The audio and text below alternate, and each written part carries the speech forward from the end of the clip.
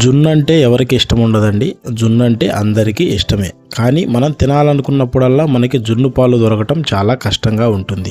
అందుకనే జున్ను పౌడర్తో చాలా సింపుల్గా మేము ఈరోజు జున్నును ప్రిపేర్ చేసి చూపించాం. వీడియో మొత్తం చూడండి. Welcome back to my channel living bro official. మే వంతెంతి నేస్తం. ఇంకా వీడియో స్టార్ట్ చేద్దాం. జున్ను పౌడరు, కొద్దిగా బెల్లం, ఒక 1/2 లీటర్ పాలు, యాలకులు, మిరియాలు కావాలండి. మనకి జున్నుకి మనకి కావాల్సిన తీపికి సరిపోయే బెల్లాన్ని మనం ఇలా మెత్తగా దంచుకోవాలి. అలాగే యాలకులు, మిరియాలని కూడా మనం దంచుకుందాం.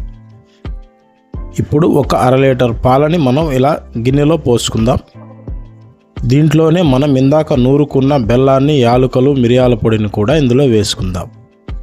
అలాగే జున్ను పౌడర్ని కూడా కట్ చేసి ఇందులో వేసుకుందాం. ఇవి ఉండలు లేకుండా బాగా మనం చక్కగా మొత్తం కలిసిపోయే విధంగా కలుపుకుందాం.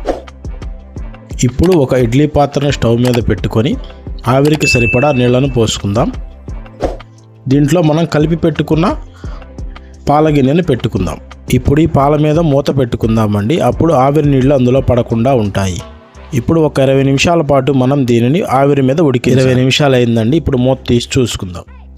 జున్ను మనకి చక్కగా రెడీ అయిందండి. ఇప్పుడు సైడ్లు మొత్తం తీసేసుకొని ఒక ప్లేట్లోకి మనం బోర్లించుకుందాం.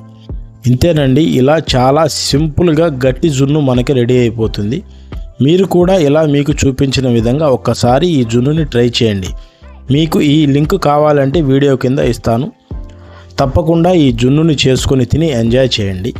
చాలా రుచిగా మనకి జున్ను పాలు అవసరం లేకుండా పర్ఫెక్ట్ జున్ను రెడీ అయిపోతుంది.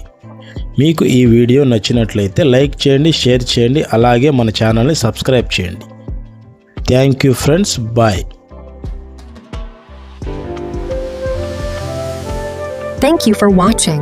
Subscribe for more delicious recipes.